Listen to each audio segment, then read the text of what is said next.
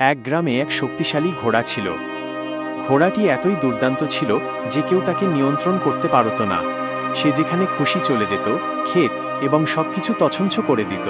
গ্রামের মানুষ তাকে নিয়ে অতিষ্ঠ ছিল। একদিন এক জ্ঞানী ব্যক্তি এসে ঘোড়াটিকে বশ করলেন। তিনি তাকে মারলেন না বা আটকে রাখলেন না, বরং তাকে একটি নির্দিষ্ট দিকে দৌড়ানোর প্রশিক্ষণ দিলেন। দেখা গেল সেই অশান্ত ঘোড়াটি এখন গ্রামের সবচেয়ে বড় সম্পদ হয়ে উঠেছে, যা কঠিন সব কাজ সহজ করে দিচ্ছে। আমাদের ভেতরের শারীরিক শক্তিও ঠিক এই ঘোড়াটির মতো, যদি নিয়ন্ত্রণ না থাকে তবে তা ধ্বংস করে, আর যদি সঠিক পথে চালানো যায় তবে তা আমাদের জীবনের মোড় ঘুরিয়ে দিতে পারে। আমাদের দেহের ভেতরে এমন এক শক্তি লুকিয়ে আছে যা ৯৯% মানুষ বুঝতেই পারে না। প্রাচীন ঋষি ও সাধকরা একে বলেছেন কুণ্ডলিনী শক্তি। সাধারণ মানুষের কাছে এটি কেবল শারীরিক আকাঙ্ক্ষা বা ভোগের মাধ্যম, কিন্তু আধ্যাত্মিক বিজ্ঞানের মতে এটি হলো আত্মবিকাশের গোপন চাবিকাঠি। শক্তির অবস্থান: এই শক্তি আমাদের মেরুদণ্ডের গোড়ায় মূলাধার চক্রে সুপ্ত অবস্থায় থাকে। যখন এই শক্তি কেবল নিচের দিকে প্রবাহিত হয়, তখন মানুষের মনে তৈরি হয় আসক্তি, লোভ এবং ক্লান্তি। রূপান্তরের রহস্য: গীতা এবং প্রাচীন তন্ত্রশাস্ত্রে বলা হয়েছে এই শক্তিকে দমন করা যাবে না, বরং একে রূপান্তর করতে হবে। ব্রহ্মচর্য মানে শুধু ত্যাগ নয়, ব্রহ্মচর্য মানে হলো এই কাঁচা শক্তিকে ধ্যানের মাধ্যমে ঊর্ধ্বমুখী করা। চক্রের জাগরণ: যখন এই শক্তি মূলাধার থেকে স্বাধিষ্ঠান, মণিপুর হয়ে ওপরের চক্রগুলোতে উঠতে থাকে, তখন মানুষের বুদ্ধি তীক্ষ্ণ হয়, একাগ্রতা বাড়ে এবং চেতনার এক নতুন জগৎ খুলে যায়।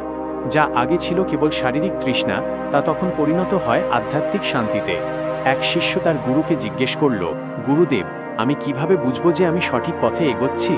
গুরু হাসলেন এবং একটি মাটির প্রদীপ দেখালেন। তিনি বললেন, দেখো, এই প্রদীপের তেল যদি মাটিতে ঢেলে দাও তবে তা শুধু কাদা তৈরি করবে, কিন্তু সেই একই তেল যদি প্রদীপের সলতে বেয়ে ওপরে ওঠে তবে তা অন্ধকার দূর করে আলো ছড়াবে। আমাদের ভেতরের শক্তিও সেই তেলের মতো। একে অপচয় করে জীবনকে অন্ধকার করবেন না, কি একে ওপরে তুলে নিজের আত্মাকে আলোকিত করবেন, সেই সিদ্ধান্ত আপনার। বৈজ্ঞানিক আর অপরাজেয় যোদ্ধাদের জীবনের দিকে তাকালে একটি বিশেষ মিল খুঁজে পাওয়া যায়। তারা প্রত্যেকেই জানতেন কিভাবে নিজের ভেতরের আদিম উত্তেজনাকে এক বিশাল সৃজনশীল শক্তিতে রূপান্তর করতে হয়।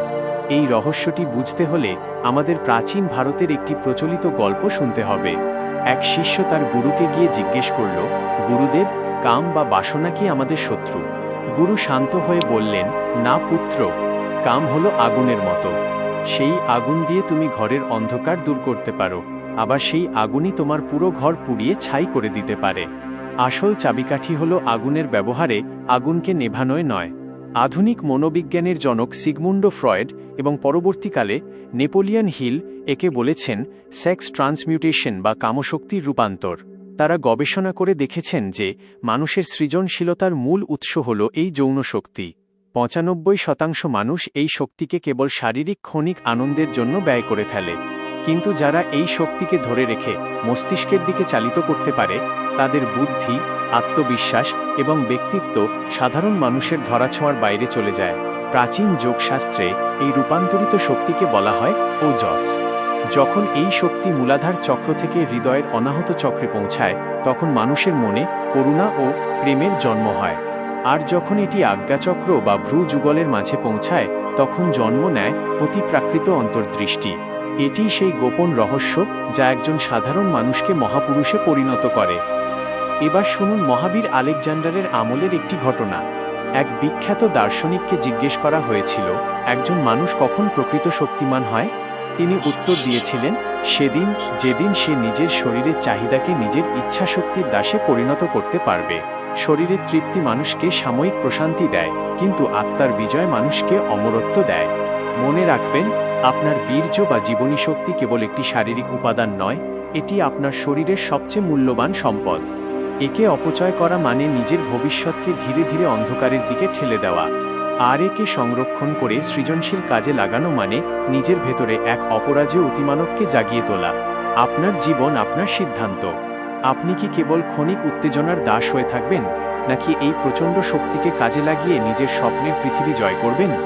আপনার উত্তরটি আজই নিজের অবচেতন মনকে দিন। আপনার ভেতরের অসীম সম্ভাবনাকে জাগিয়ে তুলুন। এর জীবনের নিয়ন্ত্রণ আমাদের হাতে নেই, বরং আমাদের চোখের সামনে যা দেখি তার হাতে। এই সত্যটি কি আপনি কখনো ভেবে দেখেছেন? প্রাচীন ধর্মগ্রন্থ থেকে শুরু করে আধুনিক নিউরোসায়েন্স সবাই একটি বিষয়ে একমত, আমাদের মস্তিষ্ক বা ব্রেইন হলো একটি প্রসেসর, আর আমাদের চোখ হলো তার প্রধান ইনপুট গেট। আমরা সারাদিন আমাদের চোখের মাধ্যমে যা ভেতরে প্রবেশ করাই, আমাদের অন্তরের আবেগ আর কামনাগুলো ঠিক সেভাবেই জন্ম নেয়। একে বলা হয় ভিজুয়াল ট্রিগার। আপনি যখন কোনো কুৎসিত বা উত্তেজক দৃশ্য দেখেন, তখন আপনার চোখ সেই সংকেত সরাসরি মস্তিষ্কে পাঠায় এবং মুহূর্তেই আপনার শরীরে কাম বাসনার তীব্র ঢেউ আছড়ে পড়ে। তাই কাম বাসনা থেকে নিজেকে রক্ষা করার প্রথম এবং প্রধান চাবিকাঠি হল আপনার দৃষ্টির নিয়ন্ত্রণ। একবার এক শিষ্য তার গুরুকে জিজ্ঞেস করল, গুরুদেব, মনকে শান্ত রাখার সবচেয়ে সহজ উপায় কি? গুরু উত্তর দিলেন, তোমার চোখের সামনে একটি পাহারা বসাও। শিষ্য অবাক হয়ে বলল, চোখের সামনে পাহারা কিভাবে সম্ভব? গুরু বললেন, যা কিছু তোমার লক্ষ্য থেকে তোমাকে বিচ্যুত করে, যা কিছু তোমার ভেতরে পশুত্ব জাগিয়ে তোলে, সেখান থেকে দৃষ্টি সরিয়ে নেওয়াই হলো প্রকৃত পাহারা। যে চোখ নিয়ন্ত্রণ করতে শিখল না, সে কখনো নিজের জীবন নিয়ন্ত্রণ করতে পারবে না। আধুনিক গবেষণায় দেখা গেছে, আমাদের মস্তিষ্ক কোনো কিছু শোনার চেয়ে দেখার মাধ্যমে 10 গুণ বেশি উত্তেজিত হয়। তাই আপনি যদি আপনার ইনপুট সোর্স বা চোখকে নিয়ন্ত্রণ করতে পারেন, তবে আপনার অবচেতন মন নিজে থেকেই শান্ত হতে শুরু করবে। এটি কেবল ধর্ম নয়, এটি একটি শক্তিশালী মনোবিজ্ঞান। প্রাচীন গ্রীসের এক দার্শনিক বলেছিলেন, চোখ হলো আত্মার জানালা। এই জানালা দিয়ে আপনি যদি কেবল আবর্জনা ভেতরে ঢোকান, তবে আপনার ভেতরের পবিত্র শক্তি বা ওজস ধীরে ধীরে বিলীন হয়ে যাবে। কিন্তু আপনি যদি এই জানালা দিয়ে জ্ঞান, প্রকৃতি আর মহত্বকে দেখেন, তবে সেই একই শক্তি আপনার ভেতরে এক অদম্য তেজ সৃষ্টি করবে। মনে রাখবেন, কাম বাসনা আপনার শরীরের শত্রু নয়, শত্রু হলো সেই অনিয়ন্ত্রিত ইনপুট যা আপনি প্রতিদিন গ্রহণ করছেন। নিজের চোখের ওপর কর্তৃত্ব স্থাপন করুন, দেখবেন আপনার কাম বাসনা আপনার দাসে পরিণত হয়েছে। আপনার ভেতরের আগুনকে ধ্বংসের কাজে নয়, বরং সৃষ্টির আলোয় রূপান্তরিত করুন। নিজের দৃষ্টিকে পবিত্র রাখুন, আপনার জীবন নিজেই পবিত্র হয়ে উঠবে।